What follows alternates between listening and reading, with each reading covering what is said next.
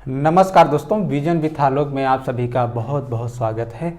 दोस्तों, पिछली क्लास में हम लोगों ने टीजीटी पीजीटी पॉलिटिकल साइंस के अंतर्गत पॉलिटिकल थिंकर का अध्ययन किया था, जिसमें हम लोगों ने क्रम से प्लेटो, सुकरात, अरस्तु, हाब्स, लॉक, रूसो, मैकियावेली, इसके बाद उपयोगितावादी विचारक जर्मी बेंथम के बारे में अध्ययन किया। इसी कड़ी में आज जर्मी बेंथम के प्रसिद्ध शिष्य जे.एस. मिल का अध्ययन करेंगे।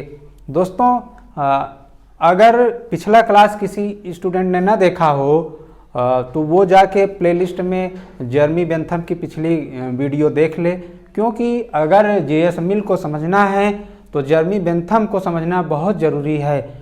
इसका कारण है कि जे.एस. मिल जर्मी बेंथम के प्रसिद्ध शिष्य रहे हैं। इन्होंने जो भी थॉट, जो भी विचार दिया है वह कहीं न कहीं जर्मी बेंथम से या तो समानता रखता है या तो विरोध रखता है। तो दोनों बातें हैं। जब आप उसको अच्छे से समझे रहेंगे तो यहाँ बहुत अच्छे से हम विश्लेषण करके आपको सिखा पाएंगे कि जे.एस. मिल ने क्या राजनीतिक विचार दिए, क्या उनसे अलग था, क्या उनसे समान था। तो दोस्तों, जे.एस. मिल की बात करें तो इनका जन्म इंग्लैंड के लंदन शहर में हुआ था और इनके पिता का नाम दोस्तों जेम्स मिल था। कई बार परीक्षाओं में पूछा जाता है कि उपयोगितावाद के समर्थक इनमें से कौन से विचारक हैं, तो दोस्तों उसमें जे.एस. मिल और जेम्स मिल दोनों ऑप्शन में आ जाता है। तो जेम्स मिल की उपयोगिता या इनका महत्व इतनी ही है कि ये जे.एस. मिल के पिता थे। बाकी दोस्तों, जेम्स मिल का राजनीति विज्ञान में कोई रोल नहीं है, कोई योगदान नहीं है। अगर पूछता भी है ऑप्शन में तो आपको सिर्फ भ्रमित करने के लिए विकल्प देता है। तो जेम्स मिल की महानता इसी बात में है कि जे.एस. मिल के पिता रहे हैं और जेम्स मिल जो है जर्मी बेंथम के प्रसिद्ध शिष्य भी थे, अनुयायी भी थे। तो इस तरह से दोस्तों जे.एस. मिल का जन्म लंदन में हुआ था। जेम्स मिल इनके पिताजी थे। बाल्यावस्था में जे.एस. मिल बहुत होनहार थे, बहुत कुशाग्र बुद्धि, प्रतिभाशाली थे। 8 वर्ष की अवस्था में ही इन्होंने प्लेटो और हेरोडोटस की किताब का अच्छे से अध्ययन कर लिया था। दोस्तों, जे.एस. मिल इतने प्रतिभाशाली थे कि इन्होंने जो नौकरी ज्वाइन की थी वो ईस्ट इंडिया कंपनी में क्लर्क के रूप में इन्होंने नौकरी ज्वाइन की थी, लेकिन बाद में अपने प्रतिभा, दक्षता, योग्यता के दम पर इन्होंने सचिव के पद तक प्रमोशन प्राप्त किया। तो एक बार जब भारत में 1857 की क्रांति हो गई थी, उसी दौरान ईस्ट इंडिया कंपनी पर यह आरोप लगा, यह कलंक लगा कि जो 1857 की क्रांति है उसका मेन कारण है कि ईस्ट इंडिया कंपनी भारत में अच्छा शासन नहीं दे पाई। इसी वजह से भारतीय नाराज हुए और उसी का नतीजा है कि भारत में एक राष्ट्रीय आंदोलन हुआ, एक विद्रोह हुआ। तो दोस्तों, ब्रिटिश हुकूमत ने अब फैसला किया कि ईस्ट इंडिया कंपनी को समाप्त किया जाएगा। तो ईस्ट इंडिया कंपनी को जैसे समाप्त किया जा रहा था तो कंपनी के सचिव होने के नाते जे.एस. मिल को ब्रिटेन की संसद में भेजा गया कि आप जाके हमारे पक्ष में हमारी बात रखिए और ब्रिटिश हुकूमत को इस बात के लिए तैयार करिए कि ईस्ट इंडिया कंपनी का वजूद अस्तित्व न समाप्त करे। लेकिन काफ़ी जोरदार तर्क देने के बावजूद जे.एस. मिल के किसी भी तर्क को प्रधानमंत्री लॉर्ड पामस्टोन ने नहीं माना और ईस्ट इंडिया कंपनी को समाप्त करने की घोषणा कर दिया, अधिनियम पारित कर दिया। तो दोस्तों, इस फैसले के विरोध में जे.एस. मिल इतने गुस्से में आ गए कि इन्होंने घोषणा किया कि लॉर्ड पामस्टोन को फांसी पर चढ़ता हुआ देखकर मैं 20 मील पैदल चलना स्वीकार करूंगा।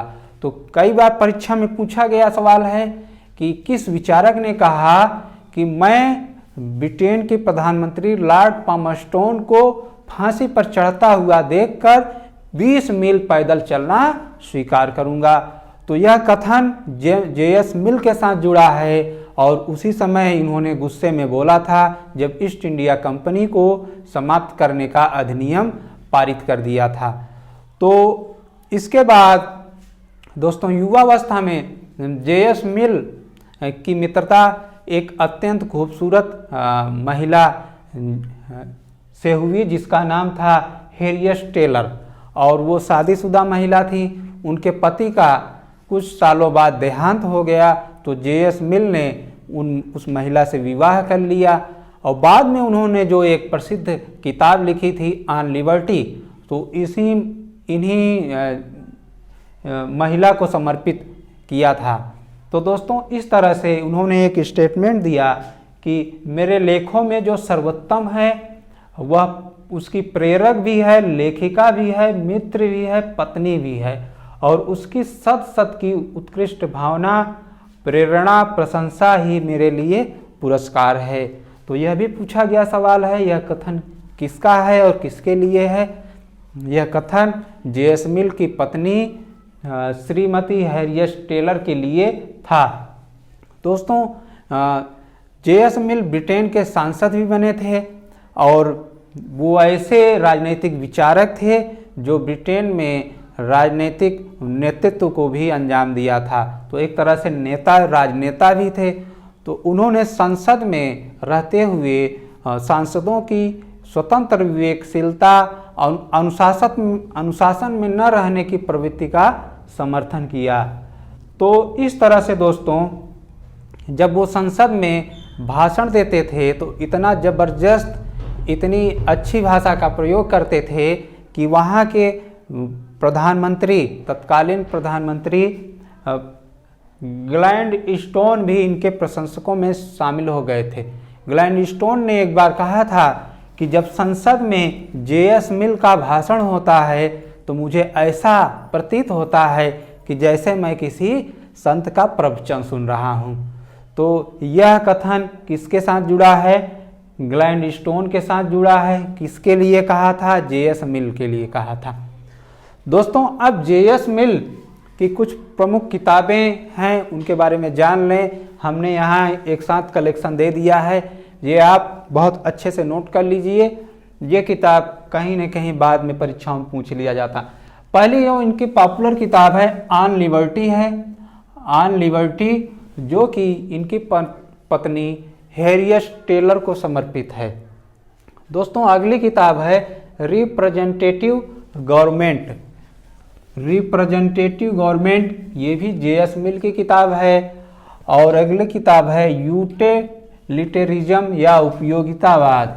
यूटिलिटेरिज्म या उपयोगितावाद ये भी जे.एस. मिल द्वारा लिखी गई किताब है। Subjection of women, subjection of women दोस्तों यह भी जे.एस. मिल को द्वारा लिखी है। The principle of political economy, the principle of political economy ये भी किताब जे.एस. मिल की है। दोस्तों एक कार्ल मार्क्स की किताब है, इसी से मिलती जुलती किताब का नाम है। जैसे कार्ल मार्क्स की किताब आप देखेंगे the principle of critic economy, यहाँ पर अगर क्रिटिक शब्द आ जाए तो कार्ल मार्क्स की किताब हो जाएगी, और अगर the principle of political economy शब्द आ जाए तो वो दोस्तों जे.एस. मिल की किताब का नाम हो जाएगा। तो इस तरह से दोस्तों जे.एस. मिल ने महत्वपूर्ण कृतियों के माध्यम से पूरे राज्य व्यवस्था को एक तरह से, दोस्तों जे.एस. मिल की मृत्यु 1873 में फ्रांस के अविग्नान स्थान पर हुई थी। हम लोग देख रहे हैं दोस्तों कि जो भी राजनीतिक विचारक हैं सबकी कहीं न कहीं सबका जुड़ाव फ्रांस से ज़रूर है। जैसे हमने देखा पिछले कुछ विचारकों में रूसो को देखा, रूसो भी फ्रांस भाग जाते हैं, वहाँ के नागरिक बन जाते हैं। इसके पहले हॉब्स देखे थे, हॉब्स भी जो है फ्रांस भागते हैं। और इसके पहले के जो विचारक हैं बेंथम महोदय, वो भी फ्रांस की यात्रा करते हैं। तो इस तरह कहीं न कहीं फ्रांस जो है राजनीतिक उथल पुथल का केंद्र रहा, सबके विचारकों के आकर्षण का भी केंद्र रहा। दोस्तों जे.एस. मिल ने कहा कि जो समाज है जे.एस. मिल ने कहा जो समाज में लोग समानता के आधार पर जन्म नहीं लेते हैं, इसलिए राज्य जो है राज्य को हस्तक्षेप करना चाहिए। कहने का आशय यह है, जे.एस. मिल ने कहा समाज में जो लोग होते हैं उनका जन्म समानता के आधार पर नहीं होता है, इसलिए राज्य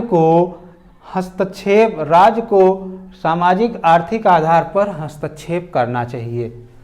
तो जे.एस. मिल ऐसे विचारक हैं जो राज्य को सामाजिक और आर्थिक आधार पर हस्तक्षेप करने का समर्थन किया। लेकिन दोस्तों बहुत ध्यान देने वाली बात है, राजनैतिक आधार पर समर्थन की इन्होंने इजाज़त नहीं दी।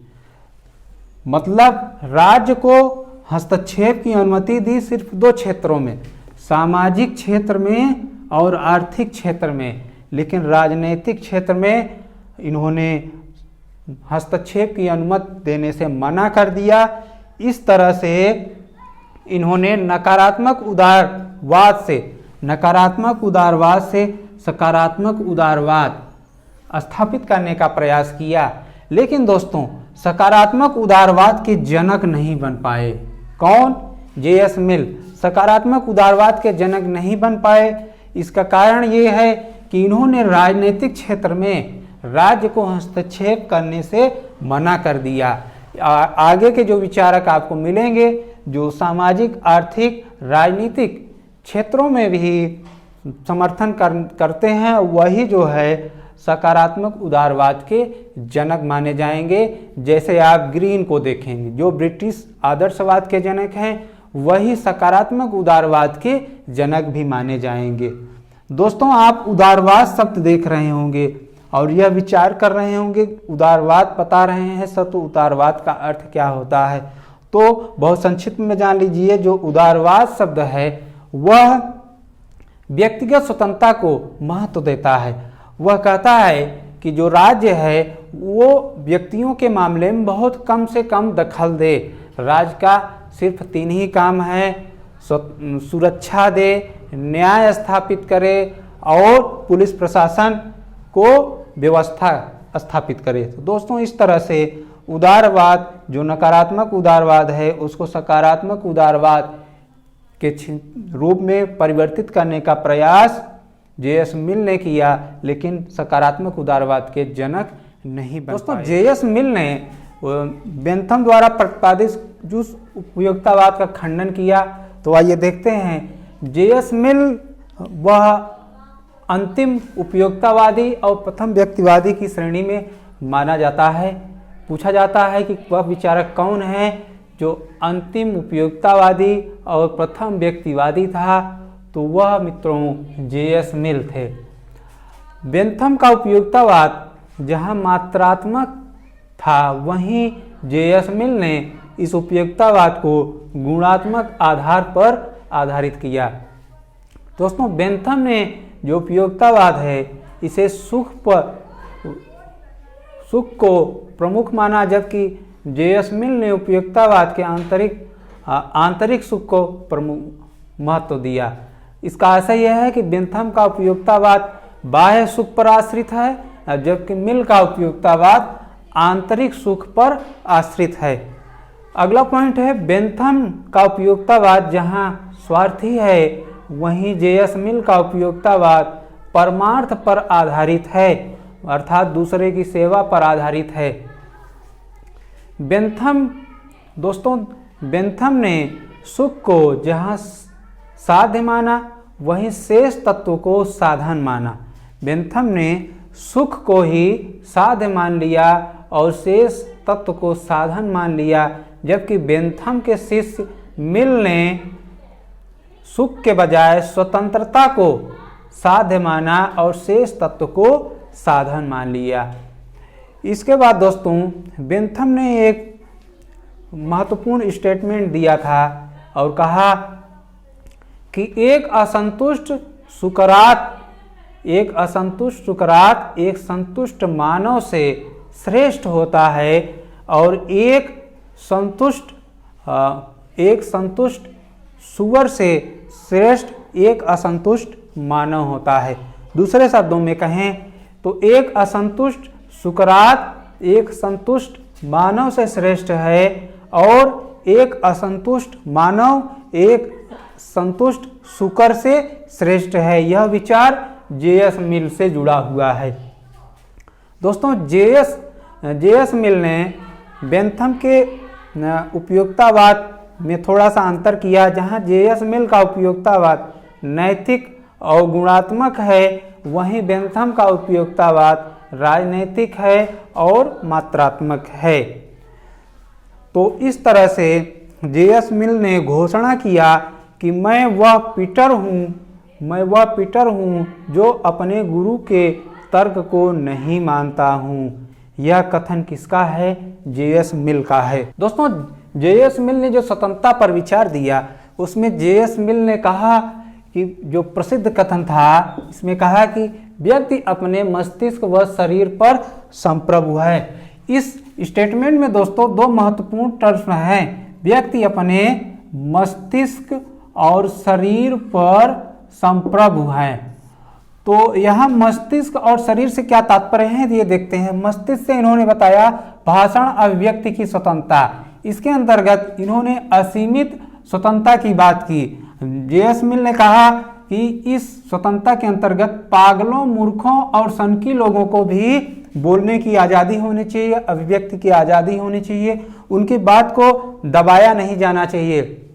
उन्होंने कहा कि 10 लोगों में जो 10 व्यक्ति होते हैं उसमें 9 निरर्थक बुद्धू लोग तो हो सकते हैं, लेकिन 10वां व्यक्ति इतना समझदार हो सकता है, इतना उपयोगी हो सकता है कि जितना शेष 9 लोग उपयोगी नहीं होते हैं। इसलिए समाज में जितने भी लोग हैं सभी लोगों को पूरी तरह से बोलने की आज़ादी होनी चाहिए, वाक स्वतंत्रता होनी चाहिए, चाहे वो पागल हो, चाहे वो मूर्ख हो, चाहे कोई भी हो। इसी तरह से जे.एस. मिल कहते हैं कि पूरे समाज में अगर एक समाज एक तरफ हो और अकेला व्यक्ति एक तरफ हो, तो जिस तरह से अकेले व्यक्ति को पूरे समाज को चुप कराने का पावर नहीं होता है, उसी तरह से पूरा समाज भी अकेले व्यक्ति को चुप कराने की क्षमता नहीं रखता है, पावर नहीं रखता। इनका कहने का आशय यह है दोस्तों कि देश में जितने भी नागरिक हैं सभी लोगों को बोलने की आज़ादी मिलनी चाहिए, वाक स्वतंत्रता मिलनी चाहिए। और शरीर से तात्पर्य यह है कि कार्य की स्वतंत्रता। इसे दो पार्ट में विभक्त किया गया है, निजी या स्व विषयक, सार्वजनिक या पर विषयक।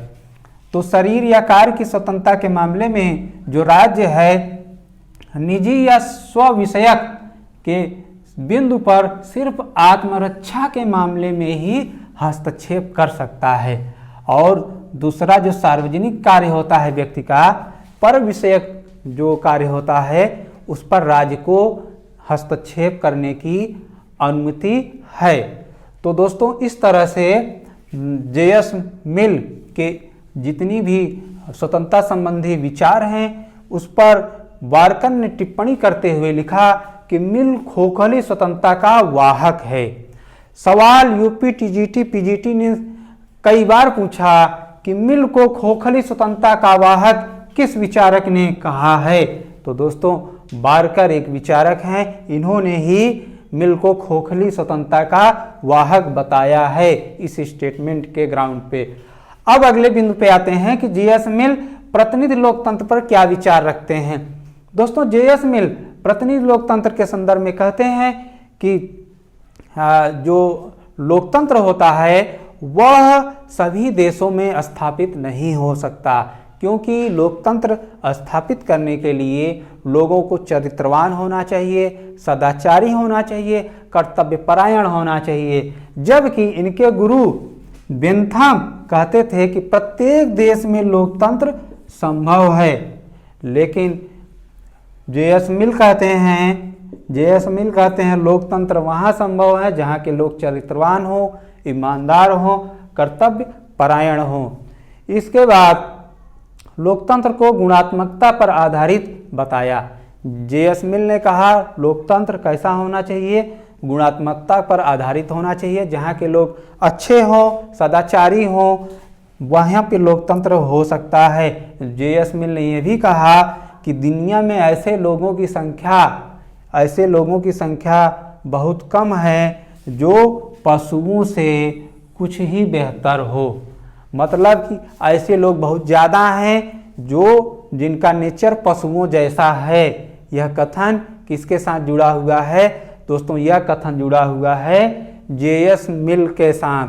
और जे.एस. मिल ने प्रतिनिधि लोकतंत्र पर जो विचार दिया उसमें उन्होंने बताया दोस्तों, एक बात और जान ले, जे.एस. मिल शादीशुदा व्यक्ति थे। उनकी धर्मपत्नी हैरियट टेलर से वो बहुत प्रेम करते थे, इसलिए उनसे प्रभावित होकर उन्होंने महिलाओं को मताधिकार की अनुमति दिया था। किसने? जे.एस. मिल ने। जे.एस. मिल ने महिलाओं को मताधिकार की अनुमति दिया था। और इनके गुरु जो जर्मी बेंथम थे, आपको याद है कि महिला मताधिकार की अनुमति से मना कर दिया था। तो कहा था महिलाओं को मताधिकार नहीं मिलना चाहिए। तो इस तरह से दोस्तों जे.एस. मिल जो हैं महिला मताधिकार के समर्थक हैं। किसके समर्थक हैं? महिला मताधिकार। और मतदान के संदर्भ में खुला मतदान के समर्थक हैं। हम जानते हैं कि इनके जो गुरु थे जे.एस. मिल के गुरु बेंथम थे, वो गुप्त मतदान के समर्थन की बात कर रहे थे, जबकि जे.एस. मिल खुला मतदान की बात कर रहे हैं। और जे.एस. मिल ने बताया कि प्रतिनिधि लोकतंत्र जो मतदान होना चाहिए वह गुणात्मकता पर होना चाहिए। गुणित या भारित मतदान। और दोस्तों इसके साथ इन्होंने ये भी बताया कि वोट जो है वो व्यक्ति दे जो शिक्षित हो और पढ़ना लिखना गिनना जानता हो। पढ़ना लिखना और गिनना जानता हो। इसके पहले जो जर्मी बेंथम थे उनसे कुछ अलग रहते हुए इन्होंने कहा कि वोट उन्हें देने का अधिकार होना चाहिए जो शिक्षित हो, पढ़ना लिखना गिनना जानता हो। और दोस्तों जे.एस. मिल ने अल्पसंख्यकों के मताधिकार की बात की। अल्पसंख्यकों के मताधिकार का भी समर्थन किया। तो इस तरह से प्रतिनिधि लोकतंत्र पे जे.एस. मिल के इस तरह से विचार परिलक्षित होते हैं। दोस्तों कुछ महत्वपूर्ण तथ्य है जे.एस. मिल के संदर्भ में, जैसे कि जे.एस. मिल स्थानीय स्वशासन के समर्थक थे। जे.एस. मिल स्थानीय स्वशासन के समर्थक थे और जे.एस. मिल लोकतंत्र को इतना महत्व देते थे, लोकतंत्र को इतना महत्व देते थे कि इन्होंने एक बार कहा था कि यदि हमें डेमोक्रेसी को डंडाक्रेसी बनने से बचाना है तो जनता के हाथ में सतर्कता का सदाबहार डंडा सौंपना होगा, जिससे वो सत्य के अंधे और सत्ता के दीवाने को रास्ते पर लाकर उनकी खबर ले सकें। इसका तात्पर्य है दोस्तों कि यदि डेमोक्रेसी को डंडाक्रेसी बनने से बचाना है तो जनता के हाथ में सतर्कता का सदाबहार डंडा सौंपना होगा, जिससे वो सत्य के अंधे और सत्ता के दीवाने राजनीतिज्ञों की खबर ले सकें। तो दोस्तों इस तरह से यह महत्वपूर्ण कथन किससे जुड़ा है? जे.एस. मिल से जुड़ा है। एक बार वेपर ने जे.एस. मिल पर कटाक्ष करते हुए कहा कि मिल असंतुष्ट प्रजातंत्रवादी और अनिच्छुक लोकतंत्रवादी हैं। तो यूपी टीजीटी पीजीटी में पूछा सवाल कि जे.एस. मिल के विषय में असंतुष्ट प्रजातंत्रवादी और अनिच्छुक लोकतंत्रवादी कहकर किस विचारक ने संबोधित किया? तो दोस्तों वेपर ने कहा था। वेपर ने आगे फिर कहा कि मिल लोकमत के दमाघोंटू प्रभाव से ग्रसित था। मिल लोकमत के दमाघोंटू प्रभाव से ग्रसित था। यह कथन किसने कहा? यह कथन भी वेपर ने कहा। दोस्तों जे.एस. मिल जमींदारी प्रथा के विरोधी थे। वो जमींदारी उन्मूलन का समर्थन करते हैं, कहते हैं जमींदारी नहीं होनी चाहिए। दोस्तों जे.एस. मिल आनुपातिक प्रतिनिधित्व के भी समर्थक थे, आनुपातिक प्रतिनिधित्व का समर्थन करते हैं और किराए से अर्जित आय को वह गलत मानते हैं, किराए से जो प्राप्त आय है उसका विरोध करते हैं। तो इस तरह से दोस्तों हम लोग बहुत शानदार तरीके से हम लोगों ने पढ़ा कि किस तरह से जे.एस. मिल अंतिम उपयोगितावादी और प्रथम व्यक्तिवादी की कैटेगरी में रखे जाते हैं। इन्होंने कौन कौन सी किताबों की रचना की, इन्होंने लोकतंत्र पे क्या विचार दिए, इन्होंने प्रतिनिधि लोकतंत्र पे क्या विचार दिया, वाक स्वतंत्रता, इन सब बिंदुओं पे बहुत बारीकी से हम लोगों ने समझा। और दोस्तों अगर आपको इस पे अच्छा से इस लेक्चर को 2 बार 3 बार पढ़ लेते हैं तो आपका ये टॉपिक लगभग तैयार हो जाएगा। इससे आप नोट्स भी बना सकते हैं। अगर आपको नोट्स बनाने में कहीं प्रॉब्लम आ रही हो तो आप कमेंट्स बॉक्स में हमें लिखें कि आपको क्या दिक्कत आ रही है। और अगर आपको इसकी लिखित PDF चाहिए तो आप चैनल को सब्सक्राइब करें, शेयर करें और इसमें कमेंट्स करके कहें कि हमें PDF चाहिए, तो हम आपको आवश्यकता अनुरूप PDF को प्रदान करेंगे। धन्यवाद।